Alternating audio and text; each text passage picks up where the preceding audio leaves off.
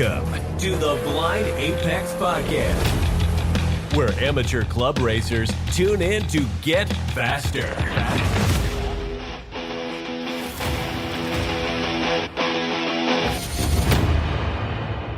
This episode is brought to you by Deechworks Fuel Systems. Visit deechworks.com for all your fuel system needs.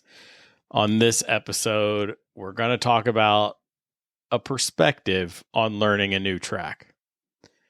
Maybe how to approach it. Well, you didn't want to be called my guest didn't want to be called an expert, but whatever. He knows more than I do. That's the definition of expert around here. So I'm hoping to make New Jersey Motorsports crossover event next year. I've got a Rockingham Roval event on the calendar already, and I owe Mario from Occam's Racers some time up in New York, driving around the country club track with him. But I haven't been to a new track without an instructor ever, I don't think. So joining me to give his perspective, Acura Integrity, experienced podcast guest at this point. He can be heard on Race FF, Garage Heroes in Training, Backseat Drivers, and the Racing Home podcast. The most humble man in Time Attack, I think, but described by Jamie as a bad mother. You can figure out the rest. He went from king of back of the pack to ClubTR 2024 champion, Evan McLaren. Welcome to the podcast, sir. Yeah, that was one heck of an intro. Thanks, man. That was pretty flattering. I do my best on these intros. I know, like Scott from Track Walking, he's like, I'm terrible at them. Bill always says he's terrible at them, and I just enjoy figuring one out, you know? So, Well, I got to say, that was the best so far, so I appreciate it. Yeah, no problem. So you actually recently went to PRI, which I was supposed to be at, but why were you at PRI? Mostly to pick up a new shell, but also kind of kill two birds with one stone. That's where they do their season awards ceremony for Grid Life. Sweet. So I was able to get my season trophy for that, and then come home with a new project and stuff it in my garage for a little bit. Right. So that's where you're collecting these Integras, or if people don't get that part of the intro, but you, okay, explain to me what ClubTR is really. So the name stands for Club Track Rat, Yeah. And it was kind of a class that it's a time attack, time trial, whatever you want to call it. Mm-hmm. Class that was kind of made to give like basic, like a K-Swap Honda, or even like a stock S2000 or a stock FRS B or Z, or any other, like, you know, mildly modified, or in the case now of the class, they're all kind of heavily modified, but they're all mostly naturally aspirated. There's like a whole table for displacements versus minimum weights and stuff like that. But it kind of started out as like, you know, if you have a swapped engine, you're bound to 2550 minimum weight, and Falcon tire as the spec tire. So it used to be like the RT660 was the spec tire up to a 255 max width. And now they kind of opened it up to like basically running whatever Falcon you want, like 200 tread wear or greater. So, you know, like, you know, for say if there's a little bit of, you know, dampness or whatever, you can opt to run a different tire if that's going to perform better in the wet. I've always just run the 660s, but otherwise it's just, you know, it's pretty simple. The rules are kind of loose and open enough that we can, you know, do some stuff with aero. We're allowed like a 3-inch splitter and a wing up to, I forget what the exact square inches is, but I'm running a 64-inch wing, and I think I could be running a 71-inch wide wing or whatever. And otherwise we can run like, you know, spats and side skirts and stuff like that, but we can't run anything crazy like canards or flat bottoms or diffusers or anything like that. So it's like basic, like, you know, like track day bro style aero, or similar to what you would see on like a GLTC car or an SD4 car or something like that. You know what I mean? Yeah. To me, it always seemed like Grid Life light-ish, like the time trial class that the Grid Life cars could go to. Yeah, it's pretty close in lap time to like a GLTC pace, Mm-hmm. except we're not bound by any power to weight. We're limited to the like the internal modifications we can do to the engine. So for the most part, it has to be a stock internal long block, and then we're allowed pretty much whatever bolt-ons we want. I think for the K series, we're allowed like the intake cam gear and oil pump, Mm-hmm. and that's pretty much it. Except for like some provisional rules that have kind of been proposed for the upcoming season. They're kind of opening some things up, and it's creating a bunch of drama, and everybody's kind of losing their collective crap about it. But it makes it entertaining every winter. There's always like some rule changes that everyone freaks out about, but Yeah. Adam Gervais likes to get everybody worked up. Well, yeah. So it is the season, right? So Grid Mm-hmm. Life isn't exclusive to getting everybody riled up. We're recording pre-Christmas, and it's going to end up going out post-Christmas. I've got some. I actually have to jockey some stuff around because I got a text message today that we're cramming some stuff in. But it is the season for this, right? Like the winter off season is when all the drama happens with the rules or lack of changes in the rules in some classes, like in Honda Challenge. That was a big deal. People were like, the rules didn't drop, and you had 10 line items in it to drop. So anyway, Mm-hmm. we had to wait a long time for those 10 items to drop, and nothing crazy, So, Yeah. what's the future look like since you have a new shell? So I think next season I'm going to run another season, maybe a lighter season, like 3 events or so with ClubTR again, Mm-hmm. and then take my time kind of building up this cage shell. Like it was a former H2 car from the Great Lakes region, Okay. and it's basically stripped down to a bare shell now, but it's still got a pretty legit cage. So for me to buy like a cage shell, it makes it super easy to just transfer everything over from my current car, and it winds up being cheaper total than having a cage built into my own car now. So it's kind of a no-brainer. So I'm probably going to spend the next year kind of getting the shell ready to accept everything from my current car, and then try and get in the comp school like early 2026. And I'm not really sure.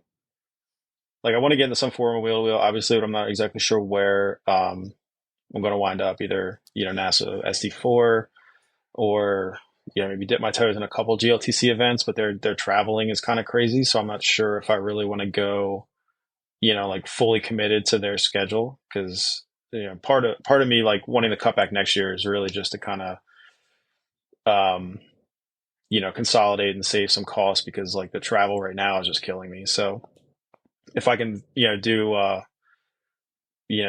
race with NASA and stick around in the Northeast region, it probably save me a ton of money and be a little more sustainable. So I'm kind of looking at that as a pretty big option, and I got some people there kind of pulling me in that direction. So I got friends.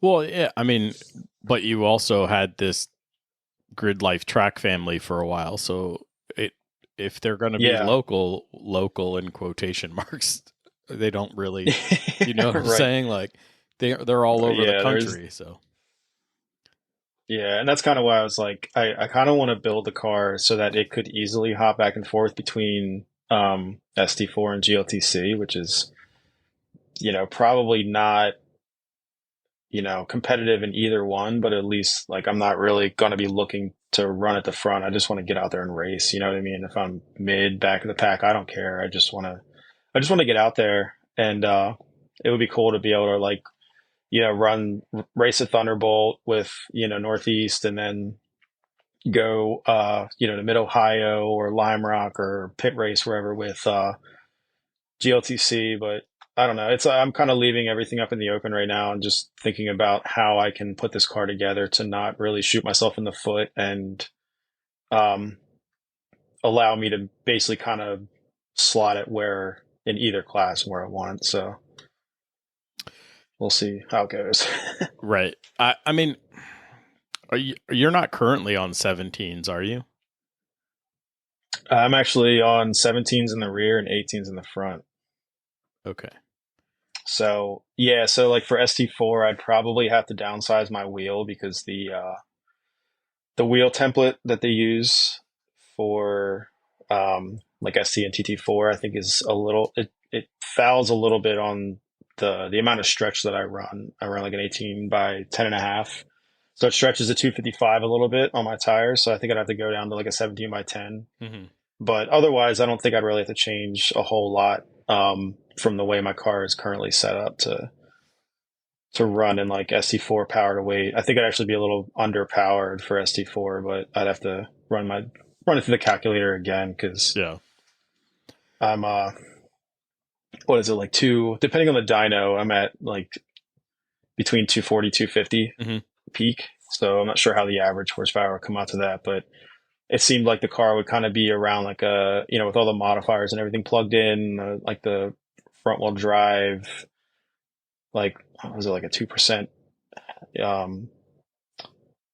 2% help for front wheel drive. It came out to be almost a 10-to-1 power to weight ratio for my car in the calculator. So Yeah, other than me getting hit for the drive-by-wire that's native to my car, I think that's about right. Yeah. yeah, so I'm still cable driven. So I really want to just like, I want to kind of do like the Eric Thiel route and like tub this thing and slam it. But then that would kind of like I said, shoot myself in the foot for running in, SD4 and other classes. So Yeah, I'm just going to have to keep it mild. that's kind of the trick, right? That's you can't build it optimized for every class, so you kind of either pick one or just don't run optimize. And so Yeah. well, so Like I said, I'm not going to try and be super competitive. So I'm just going to, just build a car, kind of try and keep it as simple and spend as little money as possible building it. Just make sure it's got all the safety stuff it needs, and then just get out there and race and just learn how to race.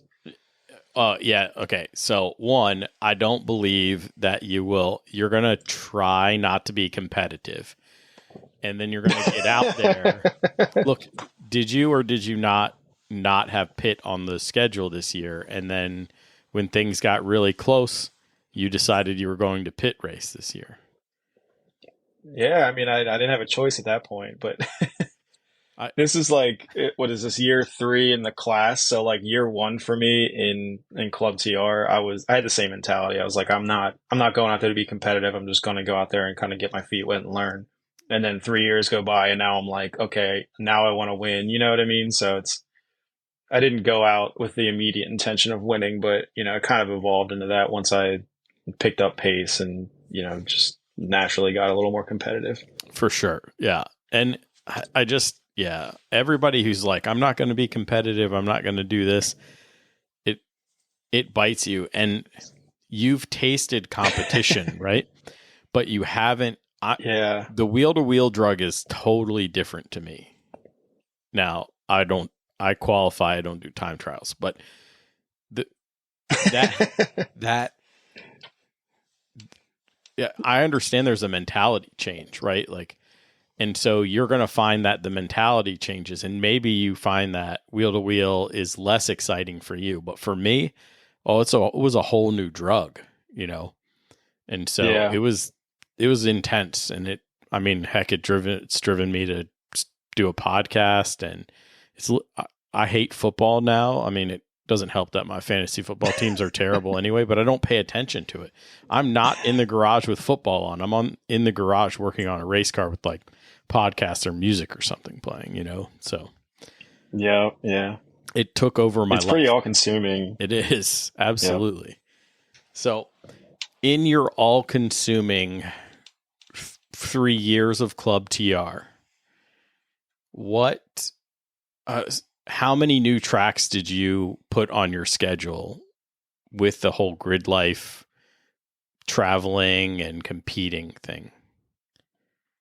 Oh man. So all right. So we'll rewind back to like my first HPDE day, and I Hmm. won't like spend too much time on that. But obviously, I went local to NJMP and fortunate enough to be Thunderbolt, which um, around here it's like Lightning is usually like the more frequently raced or ran track because it's a little bit cheaper for orgs to rent that one out. So it seems like Thunderbolt's kind of like to me it seems like a treat, right? Hmm. Like it's the nicer of the two tracks, the facility, and I usually only get to run it like once or twice a season.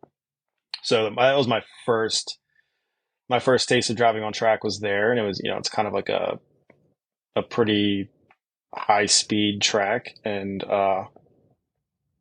so obviously like I wasn't really exercising any sort of like thought process on like learning a track. I was just out there just kind of like feeling my way around, getting my feet wet, like driving extremely slow and all that. But from then on, I did that track. I did Lightning for that first summer, and then the next summer was kind of when I had got involved in grid life and started traveling. So then I was still doing HPD the following year, but I went to Mid Ohio and Gingerman, and then back to NJMP a few times. So, um, so that was kind of where I started to try and figure out, how to learn these tracks. And luckily, I had friends that had experience that were kind of like, holding my hand and guiding me along at that point.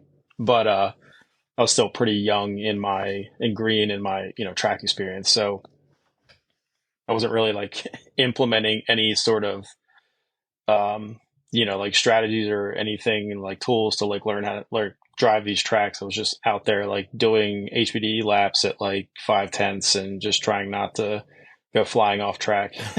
So, um, and then after that, so I went to Mid Ohio, went to Gingerman. So those are both kind of learning experiences. And then after that, I went to the following year. I think the next new track was Lime Rock. Hmm. And then this year, what did I do? Carolina Motorsports Park, and then Pitt. So I'm trying to think if there's anything else I'm forgetting, but I think those are like pretty much the few new tracks to me that besides just like the local ones. So you talk about implementing a strategy before you go there.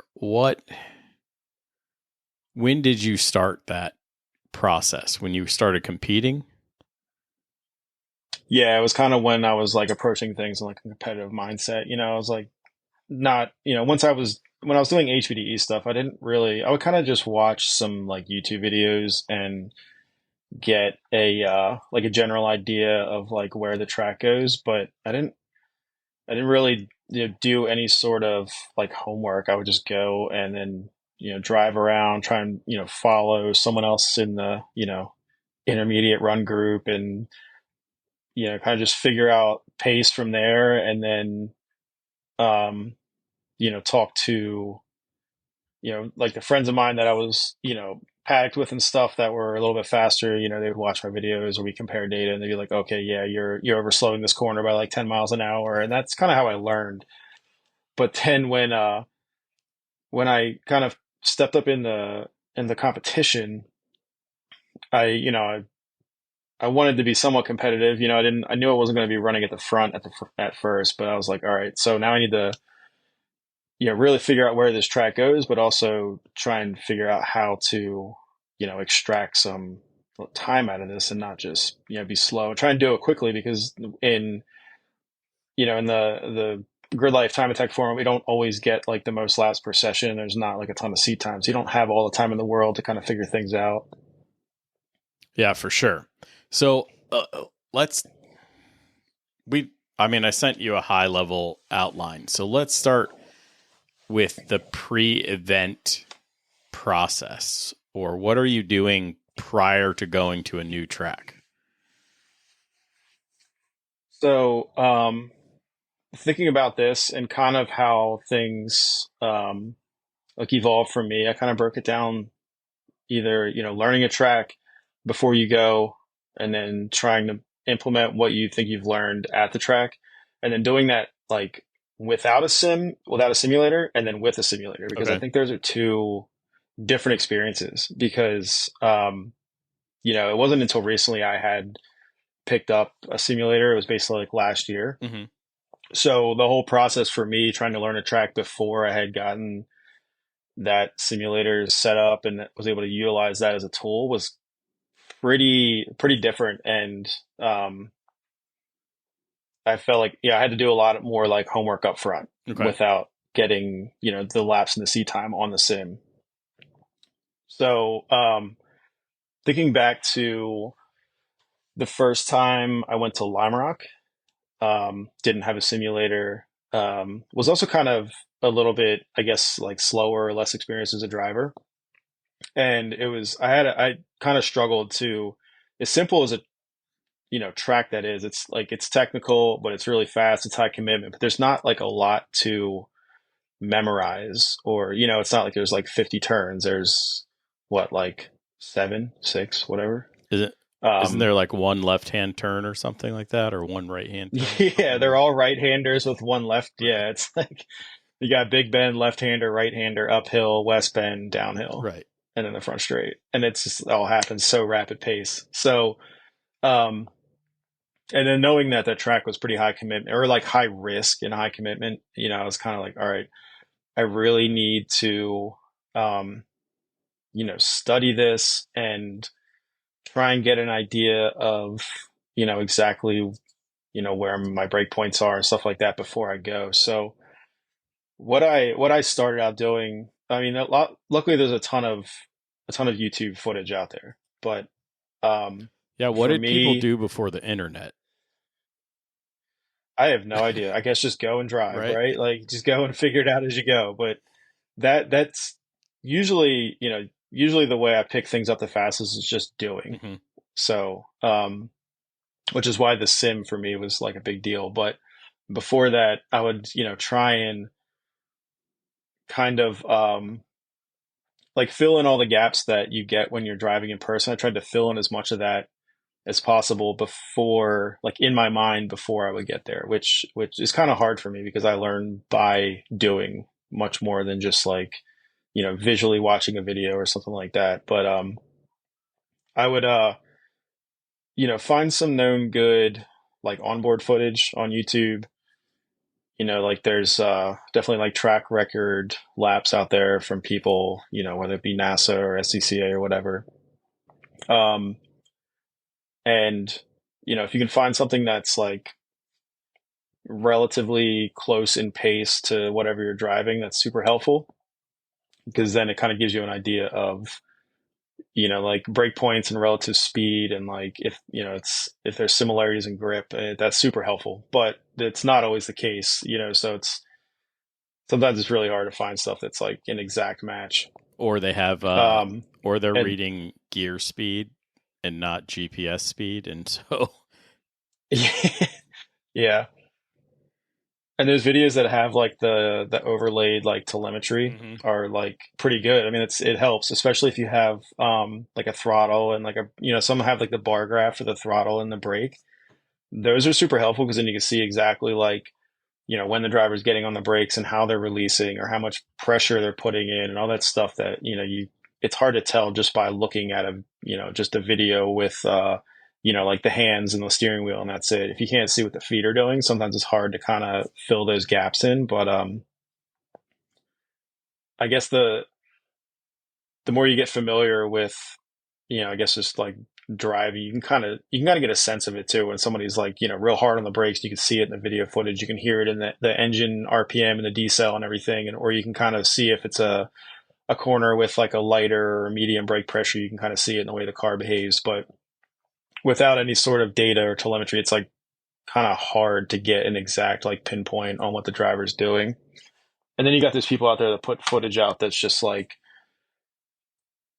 it bugs me to no end. Like it's kind of a pet peeve of mine of like the footage with no like driver inputs being shown. Like a lot of people have the Garmin Catalyst that mounts on their dash and all they see is like the hood. Yep, that's me. Dude, It drives me nuts. Like I'll be like, oh, sweet, like a lap on YouTube, and it's something that's I want to watch, and then it's just like all you see is like the road in front of the car, and I'm like, oh, come on, man, it doesn't do anything for me. Yeah.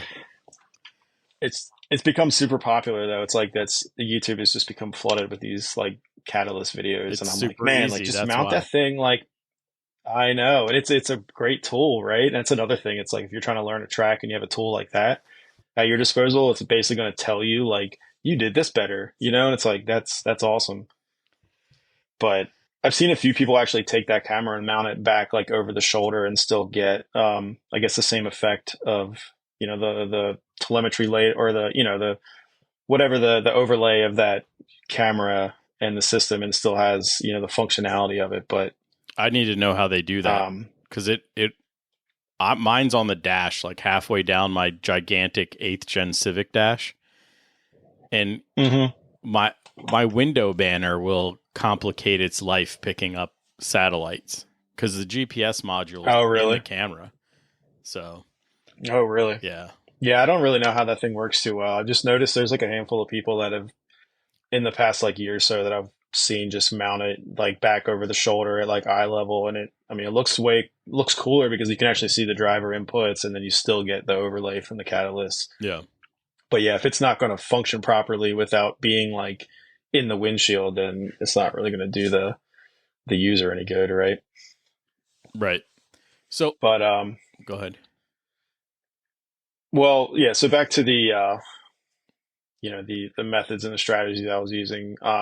Aside from onboard footage, like I'm not very good at just watching a lap and kind of understanding like turn for turn, or like I like to be able to see like a track map. So a lot of times when I was doing, I was learning for Lime Rock, I actually printed out like a track map on a piece of paper, and I would like look at that while I'm kind of watching footage, and it kind of helps me see like the different radiuses of the corners and stuff. So it kind of gives me an idea of, the line that the driver is driving through that corner, and seeing the radius on the paper instead of just trying to like, only seeing it from one perspective. But I guess seeing that top down on the track map kind of helped me understand it a little bit better. And then some friends of mine that were actually trying to learn NJMP Thunderbolt before they came for Grid Life, they were actually like taking notes like turn by turn as far as like, where to set the car up, where to brake,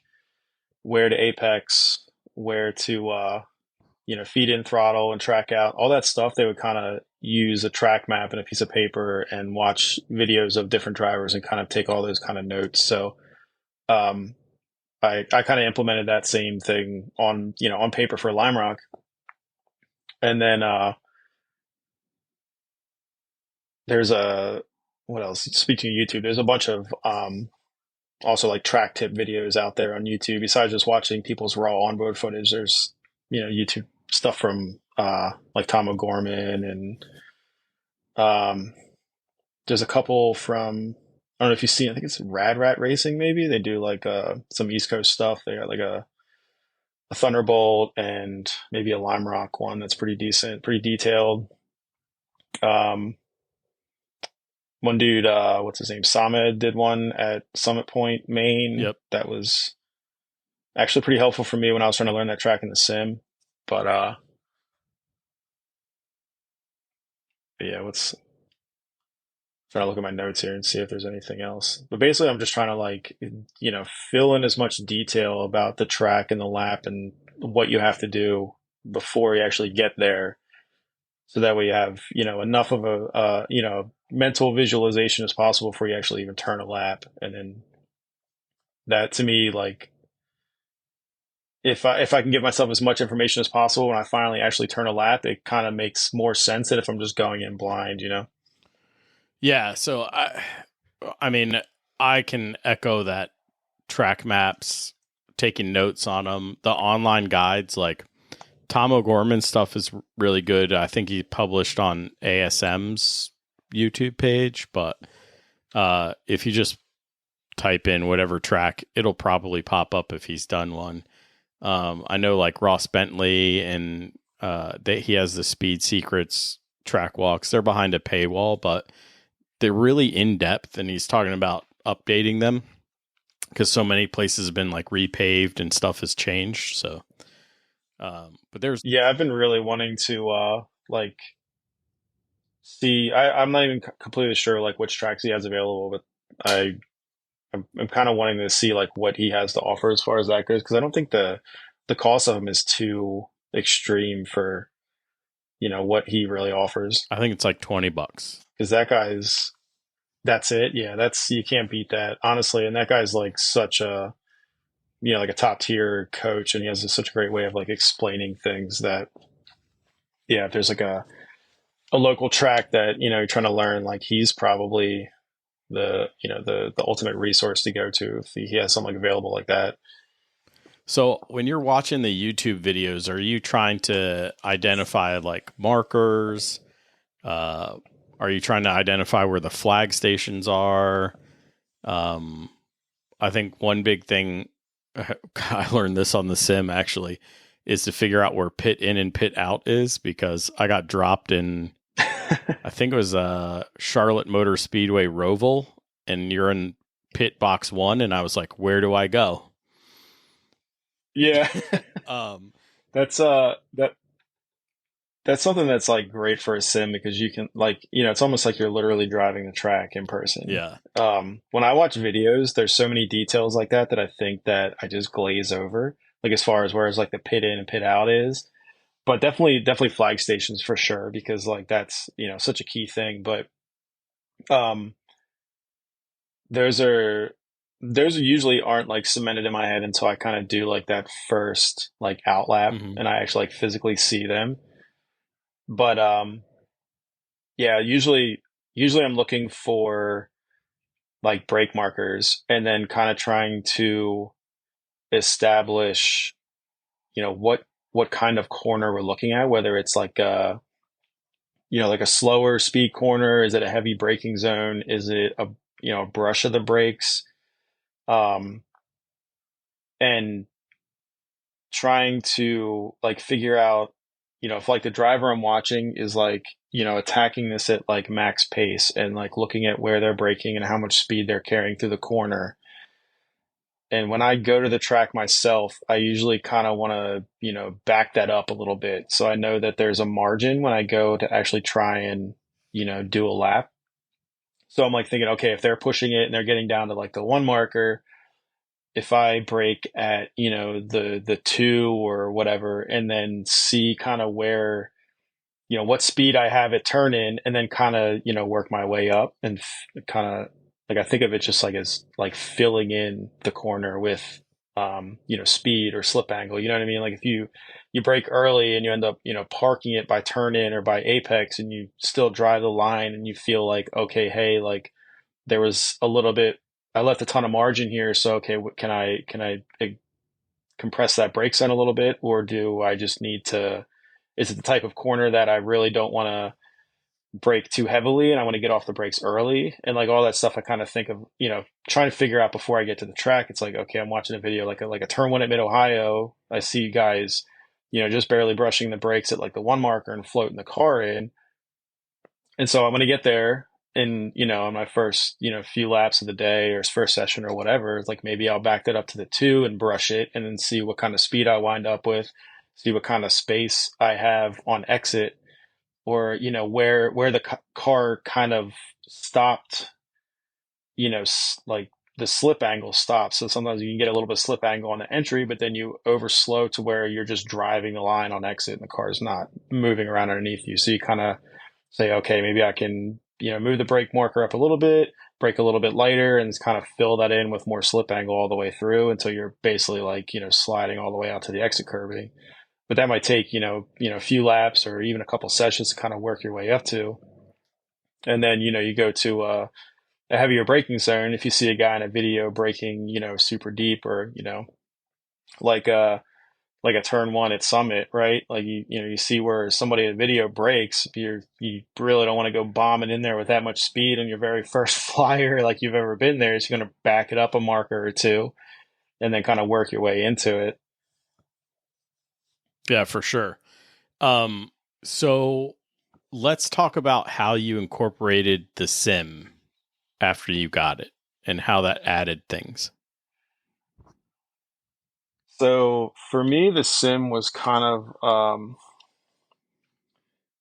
it was like a multifaceted tool where not only did it like was it able to teach me how to like drive just a track specifically, but it also kind of like taught me some, I guess, basic things about just how to drive better in general. Hmm.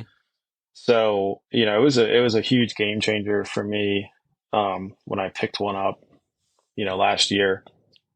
Um, but it really gives me the ability to, get that. Like I said, I don't learn by, just watching as well, because sometimes I can watch a video a bunch and it doesn't really stink in my head. It doesn't, I have a hard time kind of like fleshing out that, mental picture of what a lap looks and feels like corner by corner. But then you get in the sim and you can actually do it. You can make mistakes. You can overdrive the car and crash into a wall as many times as you want and then dial it back. You know what I mean? So you can take that approach of, instead of creeping up to the limit, you can, just way overshoot the limit with little consequence besides just having to restart your lap. Um, so for me, it kind of just took that, it sped that learning curve up. So I can just sit on the sim, do, reps and reps and reps and just do like hundreds of laps until, I feel like, my brain is mush and I can't get any faster. And then I'll, take a break, refresh my mind. Um, I like to go and if it's a, completely new track, go do a few laps and kind of just drive it maybe, like way under the limit, just like I would in real life Hmm. in the sim before I start just like chucking the car off into the wall. Because if you hit the wall, like you do your first couple laps and you just keep hitting the wall and keep hitting the wall, I mean you're not even getting full laps under your belt to even understand like all the corners. So I try and keep the car under the limit, go around and do maybe like half a dozen laps just so I learn where the track goes. And then I'll start to pick up the pace, just kind of like I was saying in real life, just like, okay, push the brake markers a little bit, or maybe dial back the brake pressure depending on what type of corner it is, or start trying to work up to pace and try and get to a point where I feel like I can get to a consistent lap time where I feel like I'm pushing it. Hmm. And, I might even still be a couple seconds off, the ultimate pace of the car, but I feel like I'm like, okay, I'm kind of pushing it. I'm kind of getting the idea. And then I'll stop, I'll take a step back, and then I'll go back and watch somebody's real life footage, or I'll go back and watch, that Tom O'Gorman track tips video. And now that I've kind of ingested as much as I could from the simulator, then when I watch these videos back, it almost has like a completely different perspective to me, to where I start to pick up on different things that I didn't see, with what they're doing with the car, or, little nuances of the track that, I didn't notice when I watched the video before, but then when you drive the sim, it just adds that whole different layer in it. So then I'll watch a video, then I'll go back and drive a few laps, and then I'll go back and watch more video, and then I'll go drive more laps. And it's just kind of like this back and forth thing. And I just kind of, pick up little bits. And it's almost like every time I watch somebody's footage, it's like I see something different that I didn't see the time before. Hmm. So being able to do all that, at home in the sim rig, in my spare bedroom before I even go to the track, and, you don't have to worry about crashing the car or whatever. Like it's been, it's been huge. Yeah, you got yours last year. I just got mine last month. So it's a big deal for me. My question is, what are you driving that duplicates a front wheel drive Honda feel? Dude, that has been the hardest thing, because they're like iRacing, like front wheel drive cars feel like absolute trash. Like Yep. none of them drive like a real front wheel drive car. Nope. I tried the TCR cars, like the TCR Civic, the Yep. FK8, and it just doesn't turn like a front wheel drive car. The rear doesn't like slide and move around like you think it would. It's just like terrible. And I was using the Jetta, and that kind of felt a little more like normal, but it's like it's not loose enough. You know what I mean? Yeah, Like yeah. you can kind of like trail brake it and get it to, pivot a little bit, but it's still just not, It just doesn't feel right. So I ended up like, I guess, kind of building muscle memory driving the Jetta with the way like the brake release and everything is, trying to get the car to pivot, and then I would switch over to like the Miata or something that's more willing to pivot on entry, and then just be like looping that thing on entry every time. So it's just like building habits. But then so I will kind of like hop back and forth, and I've actually been um actively trying to drive like different like rear wheel drive cars to just feel how, each one of them, they all behave differently. So the Miata is like a really, for the pace of like my car and like the lap times that it does and the way that kind of feels and the speed that you can carry the corner, it seems very relatable. But of course it's a rear wheel drive car. So like, it's just, you kind of have to, translate it in your mind. And then, I did find a couple cars in Assetto Corsa that do kind of behave like a front wheel drive car. They're a little more oversteer biased, a little more willing to like rotate on entry. There's, I forget what it's exactly called. There's like an EG, there's a CRX, and then there's a BTCC Primera, like a P11 Primera, and that thing's pretty spicy. It's like way faster in a straight line than like, any cars we would drive. I think the lap times like I do in the Assetto Corsa are like 10 to 12 seconds faster in the Primera than I would in real life. So it doesn't directly translate, but the way at least like the car kind of turns and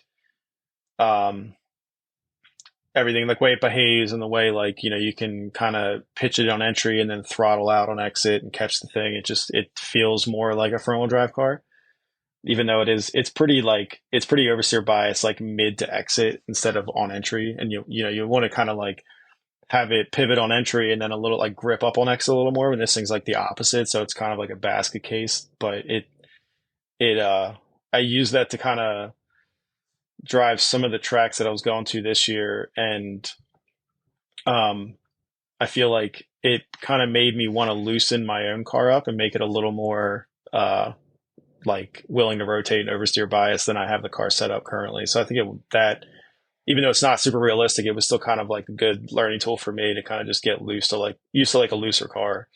Yeah, I'm still in the Miata life, right? Like I have 0.01 more whatever than I had when I started, because I keep getting pit maneuvered all over the place. And apparently it's my fault. Dude, yeah, it's so frustrating. Everything's your fault, whether it is or not. Yeah. So, that part's terrible. Last night I got pit maneuvered by someone coming out of the pits. Who was in 9th place and I was in 2nd place, and they came out of the pits then just was like, this person's not here, shoved me off. So that becomes a little frustrating. I won't lie.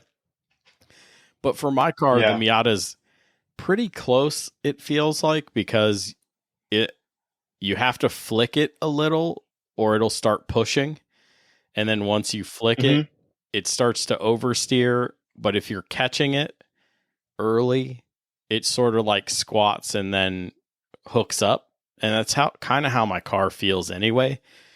So it's worked out for me, but which is convenient because it's a free car and it's the first car and it's readily available, but it's a crash fest because all the rookies have them. So dude, getting through rookies is like miserable. Yeah. But I still like I kind of will go on and just do like test laps or do like the time attack thing if I'm really just trying to learn how to do laps. And then if I'm like trying to race, I go in and like I'll try and do, get through some of these rookie races and get crashed out immediately and just get frustrated and just go and do like an AI race. It's just like, I swear the AI is like better behaved than like some of these idiots out there in rookies, man. It's crazy. Yeah. I just feel like, so one thing I've started to do is try to implement. So the season just changed over, right, for iRacing. And I don't know what the stupid track is. It's not an American track for the MX5 Cup stuff. So I've literally tried to implement this program to learn a new track. So I went online and I looked at stuff. I have a track map for it. I started writing down things, right? I'm a little spoiled that I drove it on the sim first, and then I decided I was going to validate my stuff. So it's not really validating yet, but and I also won't be driving there in real life, but just trying to get this pattern of behavior down to learn the new track in the sim. I started using, the pre-event process for me is, YouTube, looking for the track map, writing down notes, trying to find the markers, trying to find things. I punted somebody yesterday because they had no idea when they should start braking. Like none. Yeah. So I was like, it's too easy to do. Like, I feel bad, but we're in Miatas, right? So we should be bump drafting a little bit anyway. At least that's how I feel. Right. And then like way too early. Yeah, I don't care what the little red stripe says on the thing. It's way too early. Like, jam the brake. Oh, you can't use the driving line, man. Yeah. So I'm sure they were because they broke so early. Yeah. But right. It makes it obvious. Yeah. So I just try to look. I'm trying to validate my process now because I have a couple races that I'm trying to get to next year. So, but then you're going to Thunderbolt, right? Do they race Thunderbolt? I don't. That's the problem with New Jersey is I don't know which.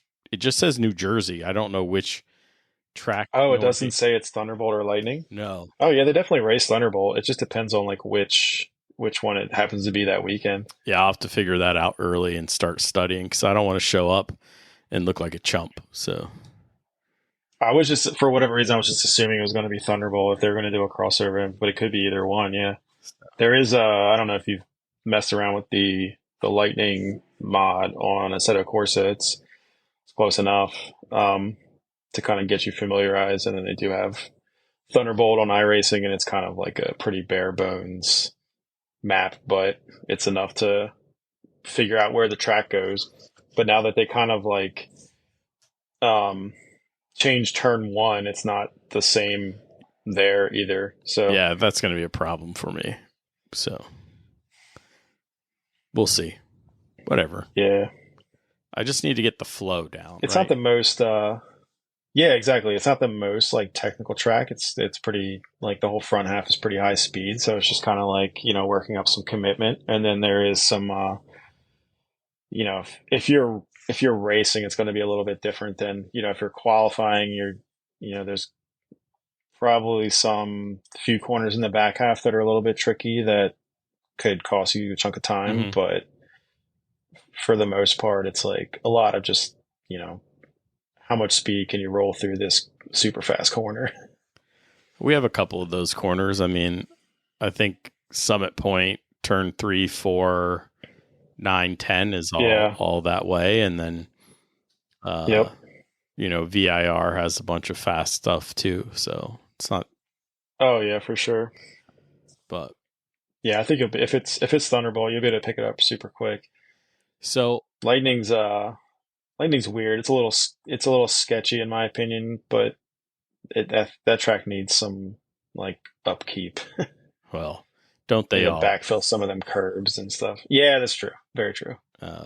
Even VIR, the heaven on earth VIR, like you come around Oak Tree the wrong way and they never fill it. It'll swallow a car. You go off track right there. There's a hole, man. There's a deep hole. So I'll get there one day. Yeah, come down with us in May.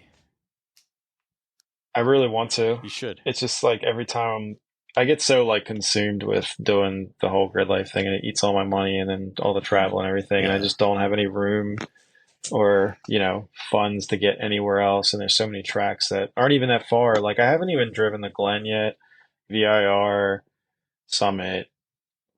What else? There's plenty of them like that aren't even that far away that I just haven't been to yet. Yeah, but I mean, I'm not that far from you. I haven't driven Pit since they added on to Pit, so we're talking over 20 years at this point. Oh, right? Really? Okay. And then New Jersey is new, not that far away in the grand scheme of things. I'd love to do the Glen. I'd love to do a lot of Northeast stuff, right? But Yeah. I don't know how you grid life people do it because I just can't. That travel, that amount of towing. I don't care about the days off so much, but I'm a government worker, so uh, we got a lot of time off. But Yeah, that's why like grid life spans such a wide range across the country, but I tend to stick to just like the events that are as close to the East Coast as possible. Like the furthest I'll go is up to Gingerman, and like I don't even think I'm doing that this coming year because it's like an 11.5 hour drive just to go to Gingerman, and it's not like the nicest track or like the nicest facilities. It's just like the event overall is a lot of fun, and it always brings out like all the homies, so it's a good time, but it's just so far. And then like Mid Ohio is, the second furthest one really for me that I do every year. And that's like 8 hours for me. And then otherwise it's like Pitt was 5, Lime Rock is about 5. So, at least that feels close to me now. 5 hours is just like easy. yeah, But we do VIR is like 4.5 for me. So 5 is not a big deal, So yeah, that's how I'm trying to keep it a little more local next year, and then the year after that, like whenever I do get into racing, I'm kind of think I just want to stick with like the Northeast region for a little bit, and just not have to trailer the car all over the country. Hey man, But when it's comp school time, let me know. I'll come up and give you a hand if you want. that'd be awesome. Yeah. So when you're, I'm sure I'll need it because I dude, comp school is a bear. hear it's like pretty intense. Yeah, yeah, Brutal. But the Northeast guys will help too. But my wife, yeah. There's a lot of good dudes that H2 guys and everything that I know that are all pretty cool. So I'm sure I'll have hands to help out. But I broke a header during comp school, and my wife had to pull my header and go find somebody to weld it up for me. oh wow, Yeah. that's crazy. She's ride or die for sure. But that's awesome. Yeah. My girlfriend would have no idea where to start. Yeah, I put her to work in the garage sometimes, so she's kind of handy. So that's awesome. Gotta start teaching them. So, but when you're at an event, so you said you try to back up your markers a little bit and start to put in like a decent lap, but not really like that all out lap. What else are you doing at the event to sort of not learn, because you've learned some of it, how to optimize your experience of learning that track for the first time and driving it, not for the first time per se, not the first lap, but in general over the weekend? What are you doing? So I mean, I run like a basic like AIM Solo 2, so it's got the little LED lights, Right. and I kind of live by those little LED lights, man. Like it's kind of like the iRacing, like the Delta on the top of the screen for me, so you get that immediate feedback. But then, besides just like trying to get that immediate feedback, whether I did a corner better than the last lap or the best lap that session. In between sessions, I'm usually pulling data. Okay.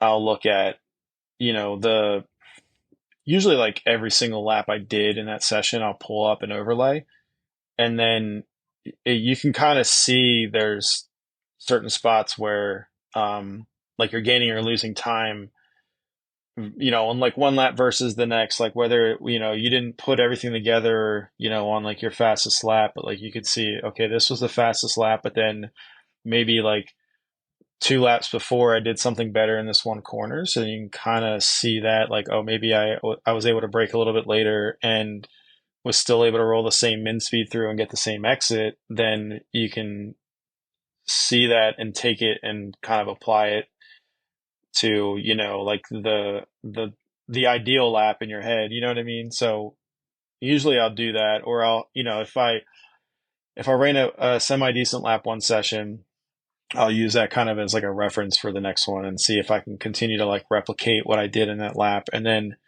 I'll try different things where either it might be like, for front wheel drive, especially sometimes depending on like the corner and like if there's a straight following the corner, sometimes you want to brake a little bit earlier, get the car pivoted a little sooner and get on the gas like pre-apex and just kind of like rock it out.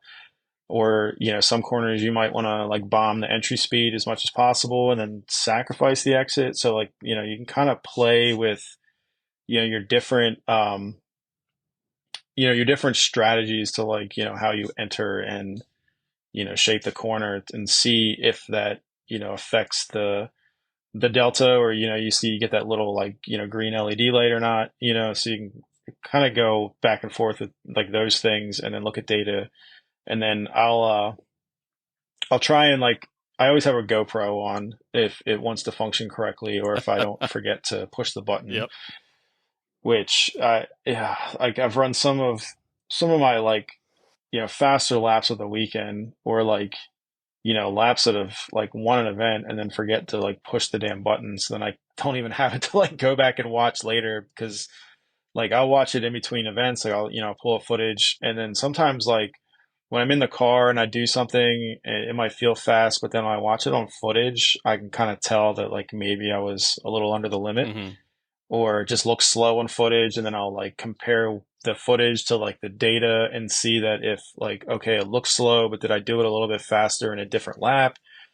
So I'm constantly trying to like grade myself, or like self-coach myself, which, is, I've never had any like official coaching or even really like any like formal instruction, like even when I was in like the HPD level. So I've kind of just been trying to like figure everything out as I go, just trying to wing it, but, trying to be, smart about, how I go about it and not, throw the car into a wall. But,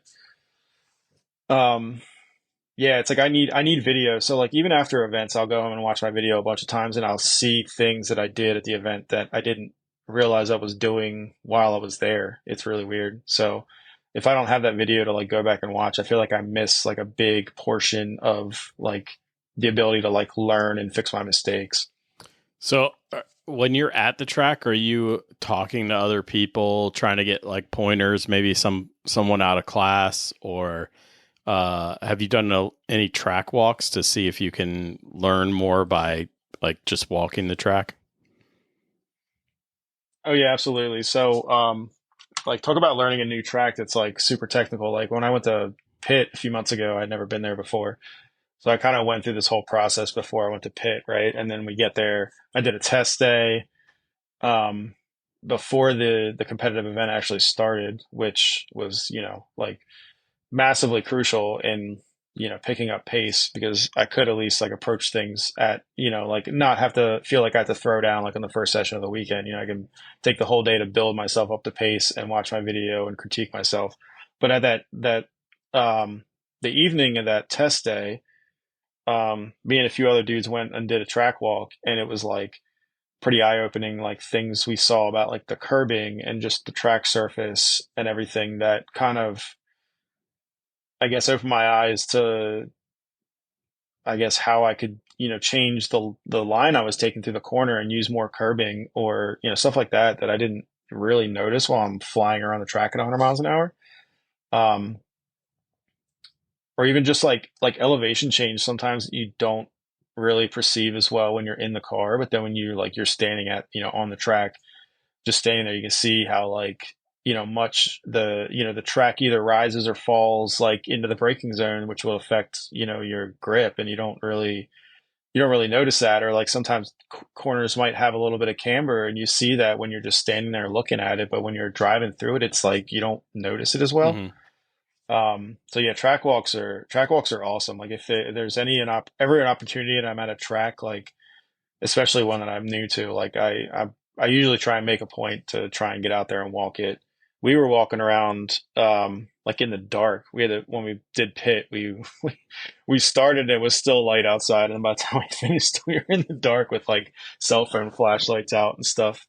But yeah, that was a huge help, because I went out like the next morning and immediately dropped a chunk of time just from like things that I saw while I was out there walking it. And it helped that I was like out there with a couple dudes there, two Northeast H2 guys, Leland and Ronnie. Mm-hmm. So they like Leland had already been to the track before, so he was kind of saying how, like what he was doing here and there when he was at nationals. And then like Ronnie's just a beast as it is, so he was like kind of telling like the rest of us like his strategy and approach for different corners, and I was comparing that to like what I was doing. So it was really good to have like the feedback from those kind of guys.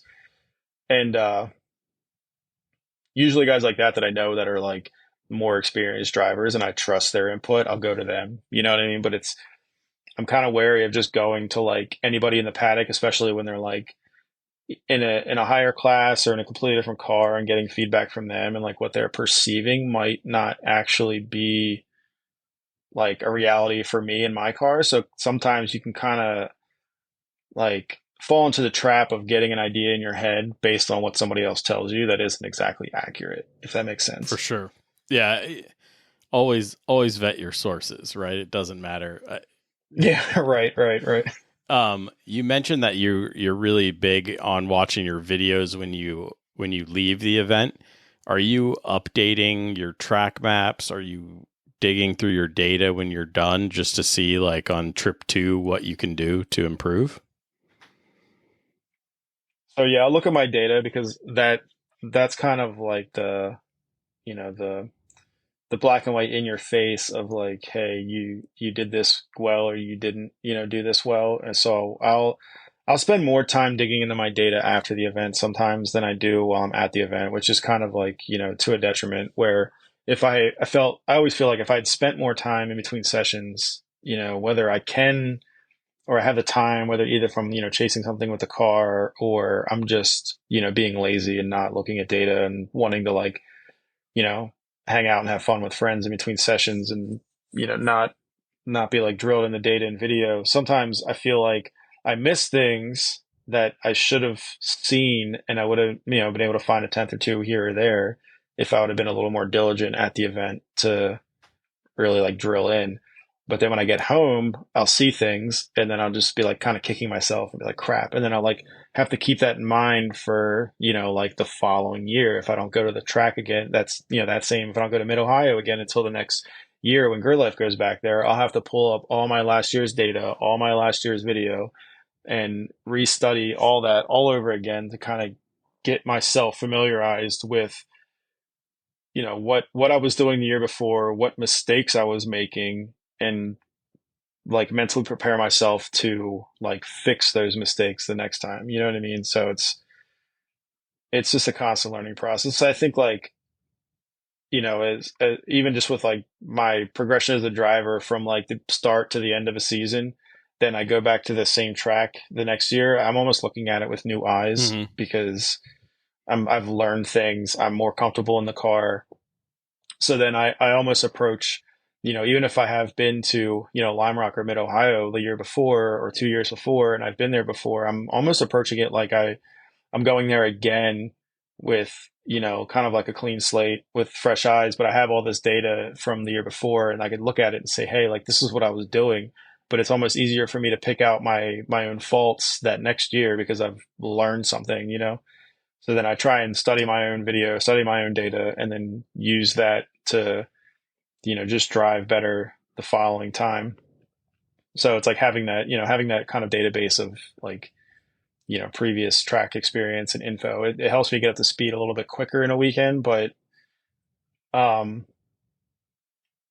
tracks are, like more technical than others. So, or, even if I go to, like Thunderbolt, it's a little, some of those corners are high commitment. So it even takes me a little bit to work up the pace there, like just because I, like turn like 2, 3, 4, like they're pretty high commitment. So I have to kind of work myself at the pace, even though I've been there, plenty of times. Right. Whereas other tracks I can go and just kind of, fall into a comfort zone like pretty quickly based on, the previous year's experience and whatever, and just be right at the pace right away. So it's a little different every time. So, do you think we beat this topic enough?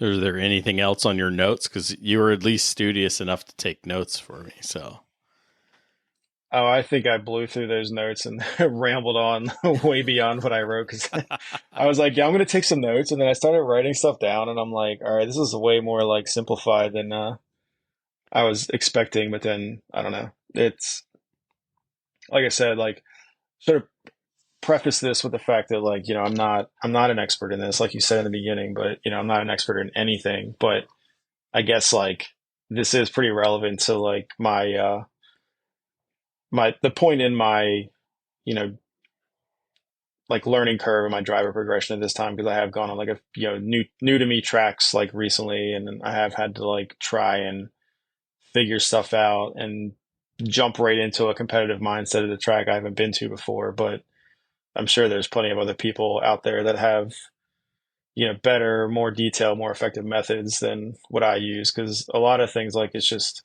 I'm not as organized as I should be, and I go out and I just kind of like think a little more like abstractly about things and just do things by feel. And then it's like, if I was maybe a little more structured and regimented about things, that like maybe the learning curve would be a little bit quicker. But really, like this all comes down to kind of like self-coaching, right? mm-hmm. So it's like if you can employ or like hire an actual coach to kind of like hold your hand and help you along this way, it'd probably be even more beneficial than trying to do it yourself, right? Oh yeah, for sure. I'm actually going to hire a coach for tracks that I go to 4 times a year. So, the pace of my group is so fast. I need to figure out what I'm doing wrong.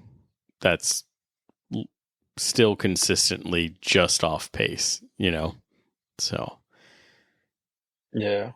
I mean, that's awesome though. It's like being in a pool of sharks, you know what I mean? It's like you become a product of the environment, it's like Absolutely. that's, just that's how, I kind of progressed as I did in like, my classes that, I was surrounded by like friends that are like winning championships. And I'm like, okay, how do I get up to their pace? And it's just constantly just motivation pushing you forward, and it just makes you that much stronger. Absolutely. Absolutely.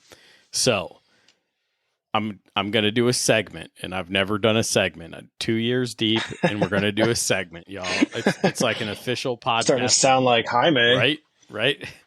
So, this segment, you'll be the first time recorded, but the second one out, and you can blame Adam Jabay because I needed to bump your date so he could do something. So his will come out before yours. Sweet, you're gonna have Adam on. Yeah. Awesome. So here's the segment. I'm not Jaime because I don't have like stolen catalytic converter Priuses and little and little raccoons and stuff. But what is what is your favorite racer excuse? Oh man. So I might piss some people off with this because it's not my well, it is kind of my favorite excuse, but I don't use it as my own excuse. It's just the excuse that the rest of my class likes to use against me.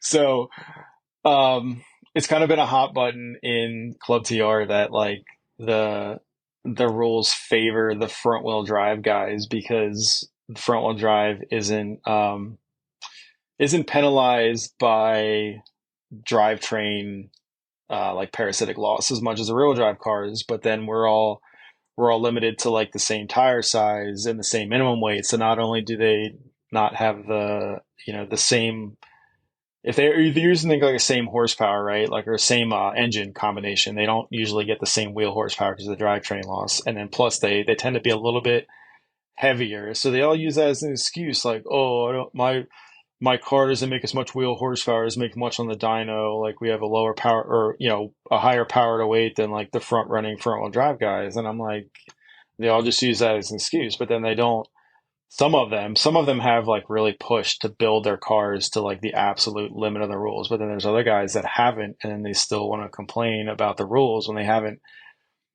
really, you know, executed or, you know, pushed the car to like, you know, the build to the, you know, the absolute limit of the rules. So it's like, I feel, you know, hey, if you really, you know, want to take advantage of the rules to the nth degree, and then you're still short on pace, and you can put a pro driver in your car, and then they're still off pace from the front running, and, you know, then, you know, front wheel drive guys, then maybe you might have a leg to stand on.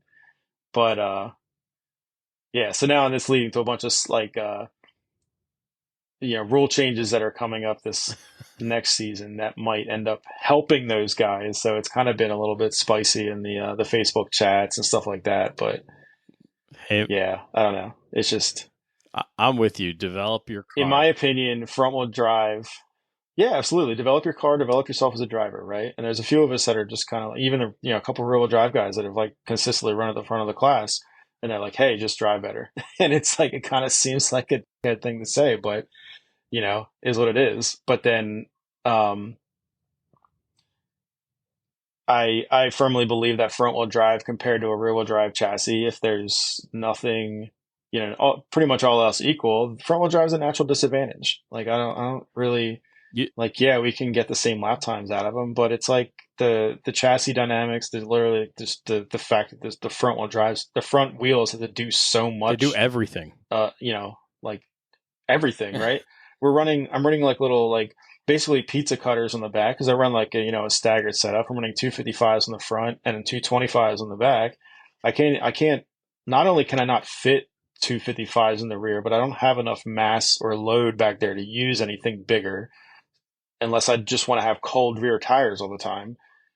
And then these rear wheel drive guys out there running 255 all around, and they have a better mass distribution and all that. So it's like the chassis in general are better. They're even stiffer. You know, it's like, so there's so many disadvantages that these old front wheel drive cars have.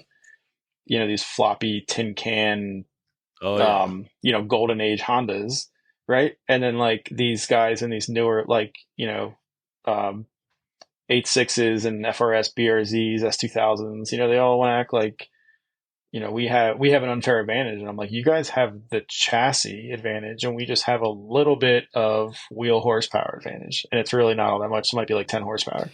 Yeah. And your window to put down your flyers is smaller because all you're doing is working those front tires all day. That's all that you do. Yeah. I mean, you really have like 2 laps, right? 2 laps. Yep. And I mean, that's kind of how like the tires are, and like the, you know, the time attack format and mentality really is. It's like, if you're not executing in those first, you might have 3, you might get, you know, a flyer, a cool down, another flyer, and then maybe take a cool down or so and find a gap and try and get one more. That's all you're really getting. You know, it's if you're trying to pound lap after lap after lap, you're just burning the tires down, and you're not gonna, you know, if you find a faster lap in the, you know, the end of a session, then you were just, you know, making egregious mistakes or way off pace in the beginning of the session, and there's way more margin out there to find, you know, if you can just execute the first 2 laps. So that's just how it is. But, you know, these front wheel drive cars, it's like you said, like I can burn down my front tires and my rear tires are still coming up to temp. It's like, it's ridiculous. Yeah. Yeah. Well, Evan, thanks for coming on. Where can people find you on the internets? Facebook, Evan McLaren. Instagram is where I'm mostly active at. It's Big Mac VTech. It was a stupid name that a friend of mine came up with. I didn't give that to myself, but it was kind of a joke and it stuck. I got some laps and stuff on YouTube, and you probably just search Evan McLaren, and if it doesn't come up with like a white supremacist or whatever the other Evan McLaren is, then you should be able to find me pretty easily. It totally is too. I was doing intro research, and I was like, wait a minute. I was like, like, who is this guy? Yeah, who is this guy, and can I have him on my podcast? So, right. Yeah. The crazy thing about that is, it's like, not only does he have my same first and last name, but he has my same middle initial. He was born in the same state, and he was born on the exact same day. Oh, don't go try to buy a firearm. You're gonna get rejected, I'm sure. He's Dude, on right? the list. I know. Dude, yeah, it's crazy. I was like, what are the odds of that? And I'm like about to ask my parents. I'm like, yo, is there something going on here? Like, I don't get it. But it was like the same day. It's not even just the same birthday. It's literally the same day and year. Oh, wow. And I'm like, what are the odds, man? Crazy, right? All right, my man.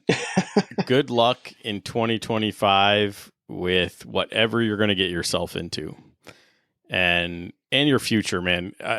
You've come a long way. You've gotten really fast in a short amount of time, and there's nothing but a great adventure ahead of you. I think you're gonna have a lot of fun exploring wheel to wheel, if that's the path you really go down, and with this new car, this new shell, and enjoy it, man. It's real fun.